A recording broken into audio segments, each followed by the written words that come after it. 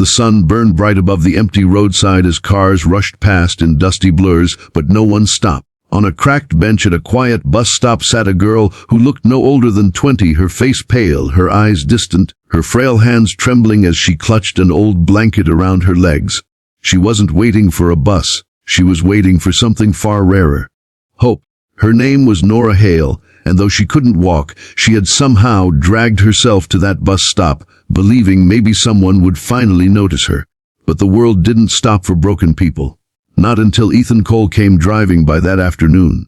Before we go deeper into this true act of humanity and the power of second chances, if you believe kindness still exists in this world, please take a moment to like, comment, share, and subscribe to Kindness Journal. Every act of support helps stories like this one reach hearts that need them most.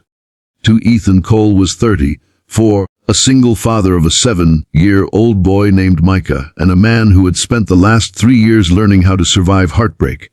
His wife, Allison, had died suddenly in an accident, leaving him with a mortgage, a little boy who cried himself to sleep, and a heart that hadn't healed since. He worked long hours as a delivery driver, often skipping meals to make ends meet, but no matter how hard life pressed him down, he still believed in helping people when he could. That day, the sun was harsh and the air thick with dust as he slowed his old blue truck at the signal. And that's when he saw her. The girl in the wheelchair with her blanket slipping off, her head drooping to one side. Something in the scene made his chest tighten. Cars kept speeding past her, ignoring the limp cardboard sign resting beside her that simply read, "Please help me get home." Ethan turned off the ignition, ignoring the horns behind him, and walked over. Her lips were dry, her eyes barely open. He knelt down and gently asked if she was okay. Nora blinked in confusion, her voice barely a whisper.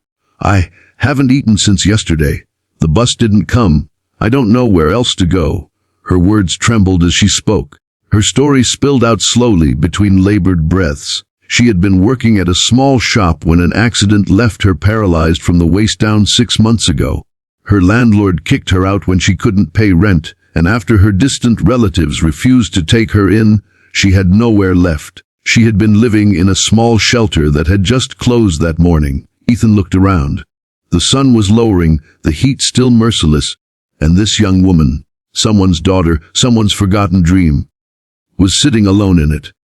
Something inside him wouldn't let him walk away. Without saying another word, he picked up her small bag and lifted her carefully into his truck. Nora gasped softly, uncertain, afraid. Why are you helping me?" she whispered. Ethan looked at her, his tired eyes soft. "Because someone once helped me when I thought no one would." The drive to Ethan's modest house was quiet. The road shimmered with heat, and dust floated through the sunlight streaming in through the window. Micah ran to the door when they arrived, his eyes lighting up, until he saw Nora in her wheelchair. He looked at his father, confused. "Dad, who's that?" Ethan knelt beside him and said simply, "Someone who needs our help, buddy." Nora couldn't remember the last time anyone had spoken to her with that kind of gentleness. Ethan carried her inside, setting her near the window where sunlight painted golden patterns across the worn wooden floor. He brought her food, warm soup and a slice of bread, and when she started eating, tears rolled down her cheeks silently. That first night, Ethan gave her his room and slept on the couch. Micah peeked into her room before bed and whispered, "Good night." She smiled weakly. It had been months since anyone had wished her that. 2 days passed, and Nora began to regain her strength. Ethan's small home was filled with the sound of Micah's laughter again. She helped fold laundry from her wheelchair, told Micah stories about stars, and even helped him with his school drawings. The boy grew attached to her quickly, calling her Miss Nora, and sometimes even asking when she would walk again. But deep down, Nora still battled guilt and shame. She didn't want to be a burden. One evening, as the sunset painted the sky orange and gold, she told Ethan she would leave once she found a place. He shook his head. "You're not a burden, Nora. You're part of this house now. Stay until you can stand again, or longer if you need." That kindness broke something inside her. No one had ever said words like that before. Too still. Life wasn't easy. Money was tight. Ethan had to pick up extra shifts, often coming home long after Micah was asleep. Nora began sewing old clothes and repairing garments for the neighbors to help. Soon, She had a few small customers. A local tailor even started sending her old fabric scraps to work with. Slowly, the house filled with the sound of her sewing machine and the scent of warm dinners she prepared to surprise Ethan after his late shifts. Months went by. Spring turned into summer.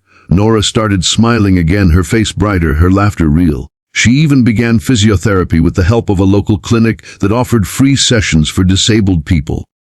Ethan took her there every Saturday, waiting patiently outside in the truck. And one morning, after months of therapy, the impossible happened. It was a bright day. Sunlight danced on the porch steps where Mika played with his toy cars. Inside, Ethan was making coffee when he heard Nora call his name softly from the living room. When he turned, he froze. She was holding onto the armrest of the sofa, trembling, and then, slowly, she stood up. Her legs shook, her arms clutched the wall for balance, but she was standing. Ethan dropped the coffee mug, tears filling his eyes. Micah stared in awe, clapping. "Dad, she's walking!" "Miss Nora is walking." Ethan rushed over, steadying her. "You did it, Nora. You really did it." Her voice broke as she whispered, "No, we did it. You gave me a reason to try again." For the first time in years, her life wasn't defined by what she'd lost, but by what she'd found. As time passed, Nora's steps grew steadier. She began walking short distances, helping Ethan in the kitchen, and even teaching Mika how to bake small treats. The three of them became a family, one built not by blood but by compassion. But happiness didn't come without tests. One day, Ethan got a call from his employer. The delivery company was closing down. He'd lost his job. The bills piled up quickly, and despite his efforts to find new work, every door seemed to shut in his face. He began to lose hope again. Nora saw it in his tired eyes, the same way he'd once seen her pain, so she decided to do something. She used her sewing skills to start an online page selling handmade quilts and clothing. She called it Come With Me Creations, after the words Ethan had said to her that day at the bus stop. Within weeks, orders started coming in from kind strangers who loved her story of resilience. Ethan helped her with deliveries, and Micah became the official assistant, writing thank you notes for each order. They worked as a team. For the first time in years, the house filled not with worry, but with purpose. 2 months later, as autumn leaves drifted across the street, Ethan and Nora stood together outside the small shop they'd just rented, their very own tailoring and home goods store. The sign above the door read, "Come with me, handmade with hope." The local newspaper covered their story, calling it the family that healed through kindness. Nora still walked with a slight limp, but her spirit soared. Ethan watched her smile at a customer one day and realized that she had not only regained her legs, she had helped him find his heart again. Micah ran around the shop, hanging small paper hearts on the walls, saying, "This place makes people happy." That night, under the soft glow of the porch light, Nora looked at Ethan and said quietly, "You changed my life." Ethan smiled. "You changed mine first. Sometimes, life doesn't give second chances. People do. And when those chances come from kindness, they create miracles where none should exist." If this story touched your heart, please take a moment to like, share, and subscribe to Kindness Journal. Every click helps spread real stories of hope and compassion to those who need them most. And before you go, comment below, would you open your door to a stranger if it meant saving a life? Because sometimes, the smallest act of kindness is the beginning of someone's forever.